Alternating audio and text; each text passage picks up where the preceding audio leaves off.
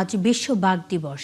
এবারের বাঘ দিবসের সুখবর হিসেবে বন বিভাগ বলছে নতুন শুমারিতে বাঘের সংখ্যা গত শুমারির চেয়ে 11টি বেশি।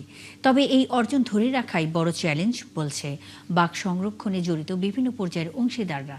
তাদের মতে জলবায়ু পরিবর্তনের বাঘের আবাসস্থল ক্ষতিগ্রস্ত হওয়া এবং মানবসৃষ্ট নানা চাপ এখনও বড় উদ্বেগের বিষয়। শরণখোলা সংবাদদাতা নজরুল ইসলাম আকনের তথ্য ও ছবিতে প্রতিবেদন।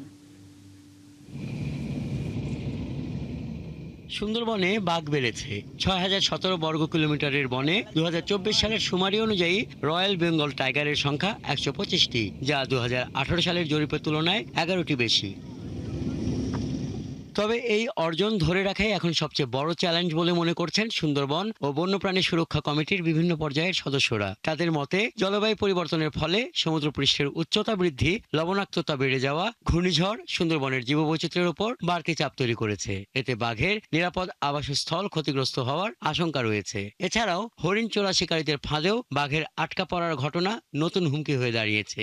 যে কোনো মূল্যে বাঘকে বাঁচিয়ে রাখতে হবে।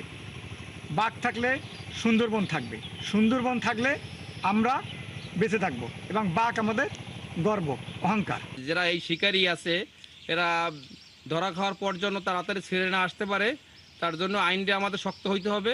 জলবায়ু পরিবর্তনের কারণে সাগরমুখী যে খাল এবং নদী সমূহ আছে সেইগুলি ভরাট হয়ে যাচ্ছে, তাতে জীববৈচিত্র্য যথেষ্টভাবে ক্ষতি হচ্ছে, তার সঙ্গে বাঘেরও আবাসস্থলের ক্ষতি হচ্ছে। সরকারের দীর্ঘমেয়াদী পরিকল্পনা করতে হবে যাতে হচ্ছে গিয়ে যে এই সুন্দরবনের জীববৈচিত্র্য হুমকি থেকে রক্ষা পায় এবং এরা বেঁচে থাকে, সুন্দরবনের বাঘ বেঁচে থাকে। পূর্ব সুন্দরবনের শরণখোলা রেঞ্জ কর্মকর্তা জানান, বন বিভাগের প্রতিদিনের টহলের নতুন সংযোজন ড্রোনে নজরদারি, এতে দুর্গম এলাকাও টহলের আওতায় এসেছে। বাঘ রক্ষায় বন বিভাগ সদা তৎপর রয়েছে। আমাদের প্রতিদিনের যে টহল, তার পাশাপাশি প্রতি মাসে আমাদের এখানে 2 বার করে স্মার্ট পেট্রোল চলছে।